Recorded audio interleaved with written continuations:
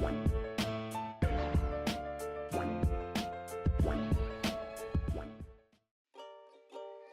is up, everybody? Welcome back to Blerd It Out. One Piece is on break this week, or should I say, I think Jump as a total is on break this week, so like everything's on break technically. So we're not going to have a new One Piece chapter, we're not going to have any new chapters. So I figured, good time to talk about My Hero, since because it's ended, it's not even getting new chapters. As always, a word from our sponsors. Thank you for tuning in to Blerd It Out. Whether you're listening from YouTube on my channels like Taran King Kuma or Blerd It Out Podcast, or one of the many podcast sites like Apple Podcasts, Spotify, Google Podcasts, and more, I appreciate your support. If you want to listen to older episodes of that podcast, head on over to Patreon. If you join as a free member, you can watch all the old episodes from the old seasons for free. Plus, there'll be other content that didn't quite make it to an episode or on a YouTube video that you can check out there as well. Your support means the world.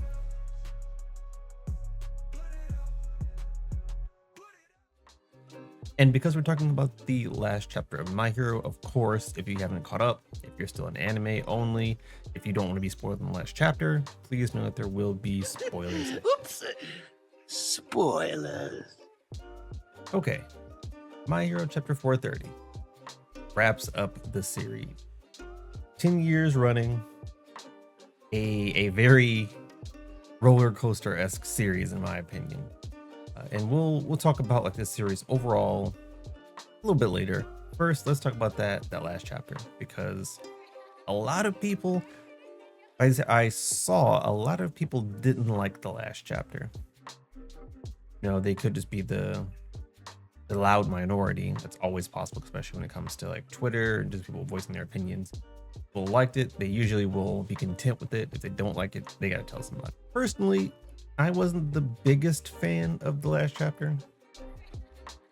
I don't think it was bad so much as it didn't really fulfill anything.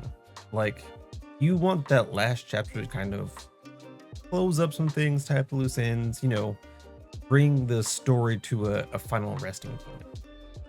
But with the last chapter here, it kind of feels like things just tapered out.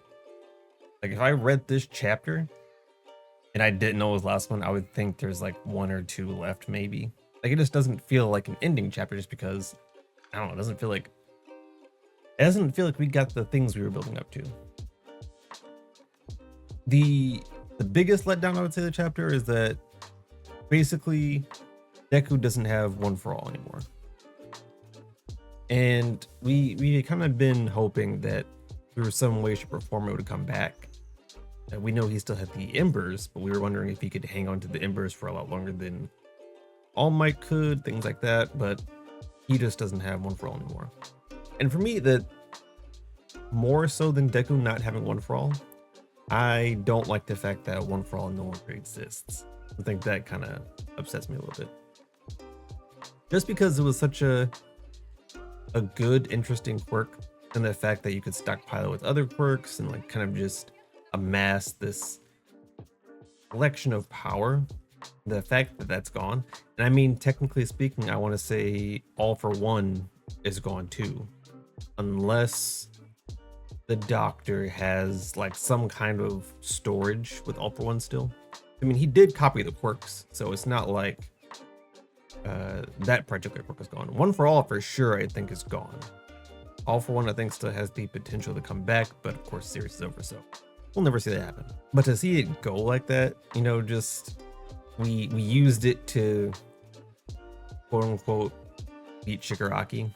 All we really did was jam quirks into him so that the vestiges could break him down from the inside. I mean, the Shigaraki himself was disappointing. I think the way we beat him was disappointing. And the fact that we lost the quirk beating him that way, all of that I think is just disappointing.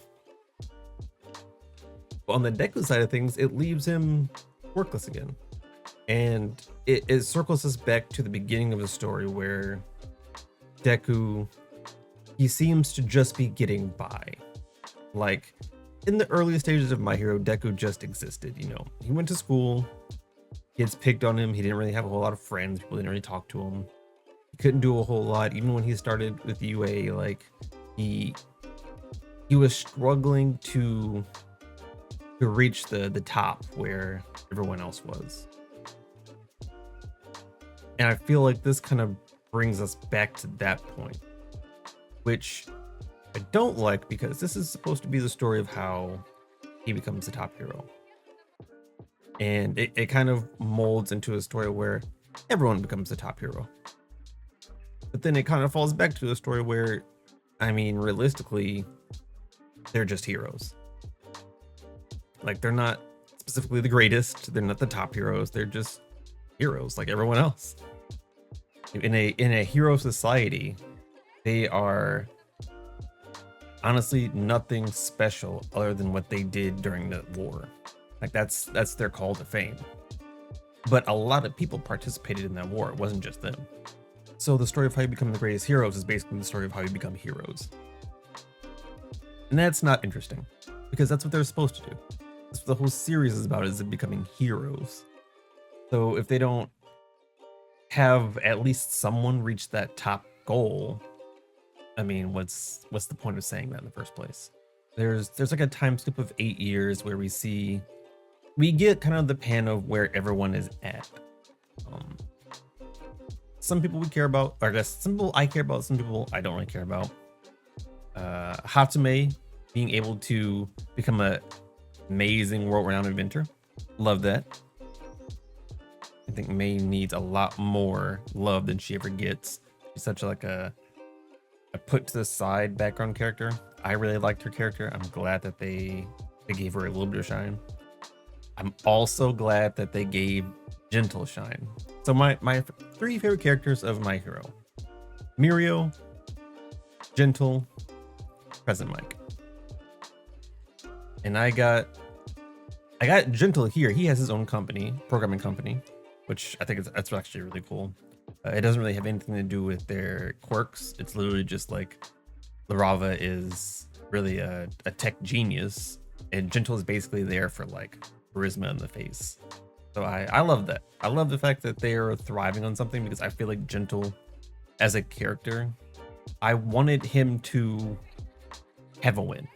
You know, I think the world was kind of dumping on him the entire time, and I feel like it just kept happening. And then once he got his big moment in the war, and then now he has this company here, I feel like his story, I like the way they went with it. I like the fact that they brought him back, even just a panel, just to say that, you know, he's found success somewhere. We get Big Goat Mirio, but only a mention, which I love it and I hate it at the same time, because the fact that they say he actually makes it to be the top hero, as he should be. Mirio's the GOAT, but we don't see him at all. And that works for me, because it's like, he's the top hero. He's not just a great hero.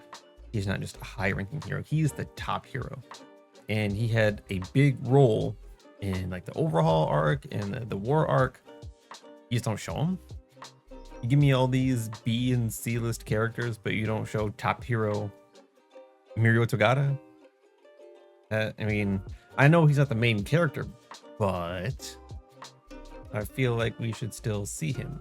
I mean, we see like Eri, we see I forget the name of the octopus tentacle guy. It's his own thing. No one cares about octopus tentacle guy. And just no Mirio. I'm a little bitter about that. I'll say that. I'm a little bitter.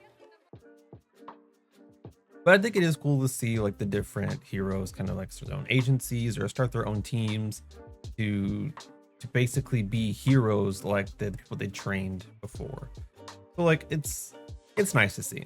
It gives you that really good feeling of like, okay, they made something out of themselves. Like we see Ochaku, Proppy, Momo. Actually, Momo is also in my top. I wonder if I would have Momo over Gentle. It's a mix up here. For sure, Mirio is my top one. That is irreplaceable. Afterwards, it's kind of a toss up. Gentle, Momo, Present Mike, they all kind of toss up those remaining spots. But it's good to see like everyone make their own way through the world. We get updates on Bakugo, who's basically falling in the ranking because he's like Endeavor was, where Endeavor was this very like disconnected, I don't want to talk to fans, I'm here to do work, not to be popular kind of deal. And Aizawa, who I can't stand his short hair, looks terrible, but he's talking about how he's gonna lose his ranking basically because he's being an idiot. And that's how we get the exposition of like who's the top heroes, who's not the top heroes. So like Todoroki, he's making his way up. Mount Lady and Kamui Woods, they're also top heroes now. And then surprisingly, Monomoa is a top hero. Like I can see the potential, especially with what he's been able to do in like the last few arcs, how useful he was. I see the potential, but he's such a side character and just an odd one to put. Like I wish they would give us a more detailed list of like the top heroes, because basically what's happening is Horikoshi is just throwing out names and it's being like, yeah, they're a great hero. Yeah, they're a great hero. They did this, they did that. So it's like all these people are top heroes. Where are they? Like we know Mirio's top 1. Like where's Todoroki? Where's Bakugo? Where's Mount Lady? Where's Kamui Woods? Where are all these people? Where do they rank? I think a ranking of the top 10 would have been really cool to see. But that conversation between Aizawa and Deku, because I guess I kind of skipped over this part. Deku has become a school teacher over the time skip, and it feels really lackluster because when we look back at like what Mirio was talking about, when Mirio lost his quirk, when Mirio lost Night Eye, and he decided to keep going, like to keep that chipper attitude, he still had to drive to be a hero somehow. And I think to one degree he does have the Night Eye future sight tax. Gotta give him that. But I think even without that, Mirio would not have lost hope in becoming a hero. He would have done whatever he could to be a hero, whether it's like, you know, training new heroes or being like a listing hero or this, that, and the other. I feel like Deku kind of gave up. And I think there's a lot that we don't see. Like it would have been nice to see if Deku was still training, or if like he partook in something that was more hero oriented, but he's just like he literally just acts like, you know, early season Deku, where like he's kind-hearted but kind of goofy and awkward, and that's it. There's no gravitas. Like where, even though I didn't like it, Vigilante Deku, I don't see that kind of spark in his eyes anymore. I don't see the training arc Deku. I don't see the festival Deku. I don't see any of that. I just see early season 1 Deku. And it's an unfortunate loop back, because I feel like we could have done a 180 instead of a 360, where, you know, he's come so far. He's still Deku, but he's an entirely different version from what we knew in the beginning. Because honestly, it feels weird that he's even a teacher. The way Deku reads and kind of acts here, it feels like he's still a young student. So like when he was introduced as a teacher, I was so off-put. I was like, this feels wrong. This is like having a 16-year-old as a teacher. But even that being said, they basically supplement his lack of quirk with support items. So basically Hatsume Bakugo, the entire squad put together like money, time, get all these materials together, and they make him an Iron Man suit so that he can be a hero. And then we get this really nice shot of the entire squad linked up again, and you can kind of see everyone's new design. Honestly, a lot of them are still the same or similar. I think I really like Bakugo's change. His entire like look looks a lot more streamlined now. Looks dope. Chaco's still the same. I think Shoto is relatively the same. Mina has like a different look going on. I like that. Everyone else looks relatively the same. Like they haven't changed all that much, which is fine. I mean, I guess you don't expect that much over 8 years. I did notice that it doesn't seem like Jiro has a supplement for her ear. I can only see one headphone jack in this panel. But I wonder why they haven't helped her out with that, which is interesting. Unless like there's something up to that. But that panel, I think, helps the chapter because we had to see them all together. There was no way we could end the series and Deku not be with them and all of them. But this is also a reminder of how minuscule at least 80% of the characters in this panel are. Like you have Deku, you have Bakugo, you have Shoto. Those are the three. Those are the ones that essentially mattered in the span of the story. Even really, I think one of the most interesting Class A students was Momo. And she was so underutilized with how crazy her quirk can be, what you can do with that. She was so underutilized. And then you have someone like Mineta, who I think deserved to be underutilized, but even so had a lot of screen time. Like there's just a mismatch of these characters where they could be doing so much, they just don't. I mean, dude with tail quirk is here. I don't even remember if dude with tail quirk was in the war. I know he showed up at some point, like when they did the Avengers portals, he popped in. But otherwise, he hasn't done anything. And to be fair, this sounds a lot like I'm just hating on the last chapter. And I think it's mostly because I really enjoyed My Hero in the beginning.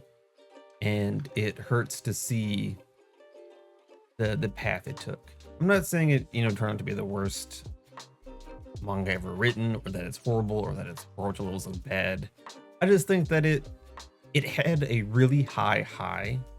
Like it peaked and then it fell so hard, and I lost my interest in it.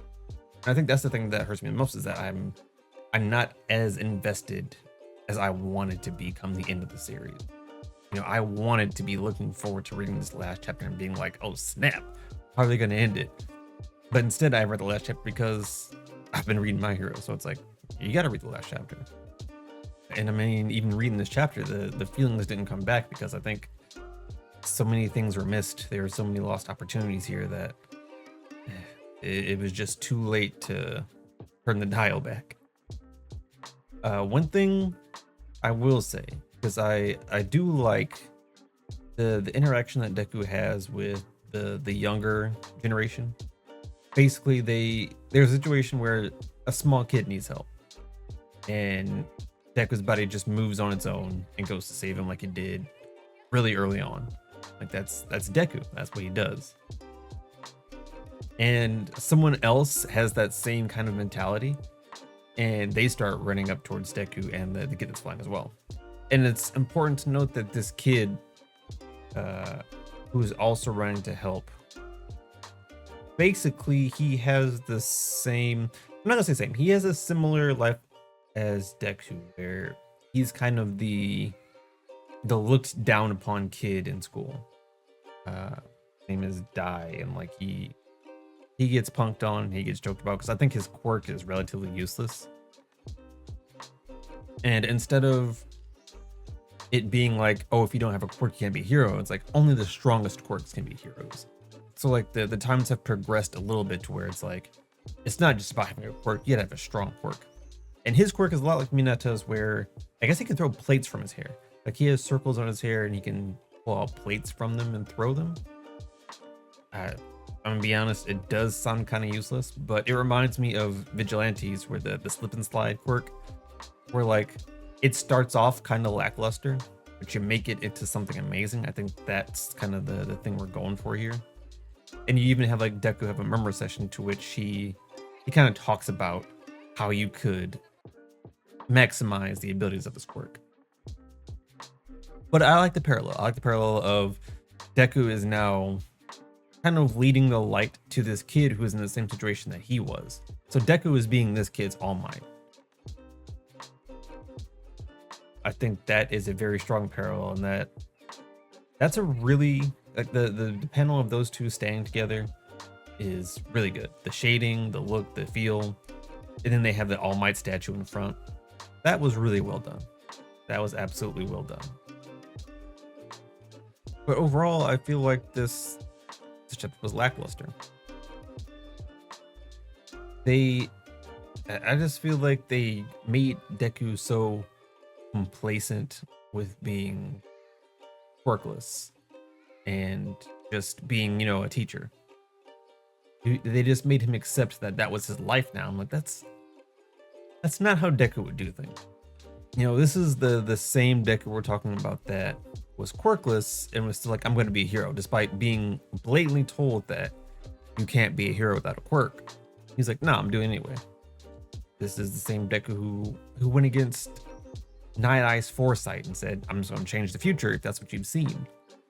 And you have Deku now who's just like, he's quirkless and a teacher. And he's like, yeah, okay, cool. Yeah, I'm lonely, but it is what it is.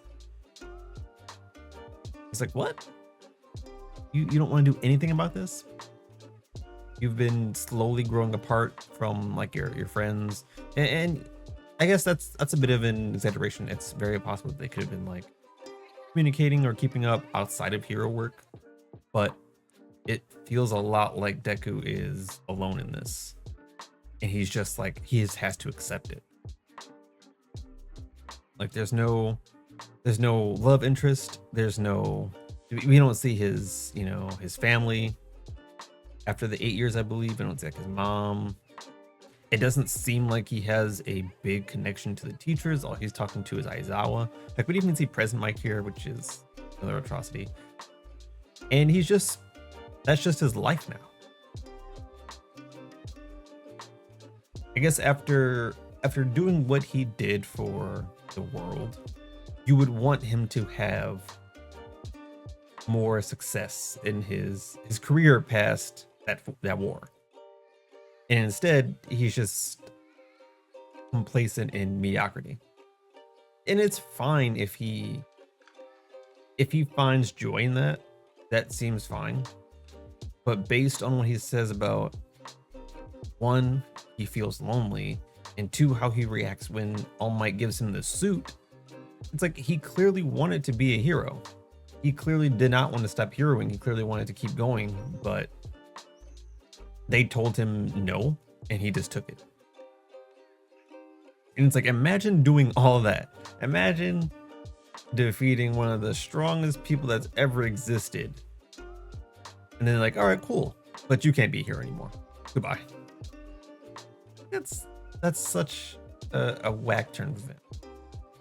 I'm sorry, I can't get back with that. That's not cool. And I mean, look at the strength of the start of the series.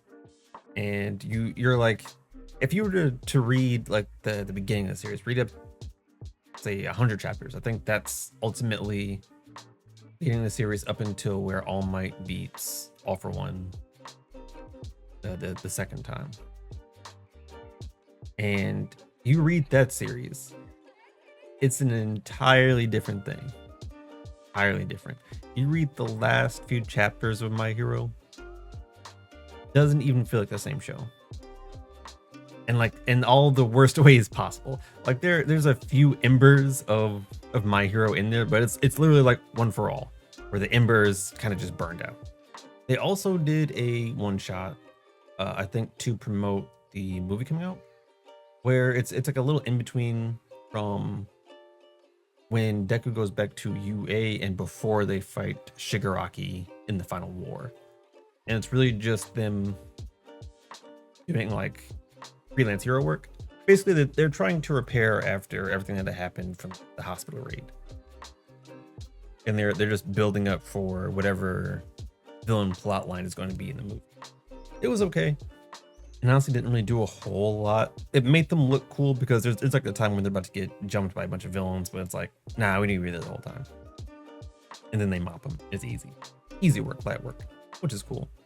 But the reason why I bring up the one shot and the reason why I bring up that particular scene is because I would have liked more stuff like that. Like if we got an epilogue with Deku, if Deku was helping out these different organizations, like you have Ochaku, you have Froppy, you have Momo, and they have like an agency or something. Have Deku be with them, helping them do something, whether it be like training recruits, whether it be like giving them advice. Have Deku be a part of all of these different places that you show these heroes at. Like have him talk to Bakugo, have him talk to Ochako, have him talk to Mirio. He has a connection to the entire hero world. And you're telling me we don't see any of that until he gets his suit back? Like, come on. We gotta do something. You gotta give us a little something. The fact that we really only see Deku be like his happiest is at the very end when he gets the suit is like, well, why did you have him suffer these 8 years? Even without like that particular suit, they made an Iron Man suit for All Might within the story before the 8-year time skip. They have the potential to do that again. And even if it's a matter of money, because obviously they have the technology for it, if it's just a matter of money, bro, I just saved the entire world. The least you can do is make me an Iron Man suit. The least. But I mean, that's how I feel about it. I think overall, My Hero is probably gonna go down as a 7 out of 10 for me. It had the potential to be a 9 for sure, but it just lost it at overhaul.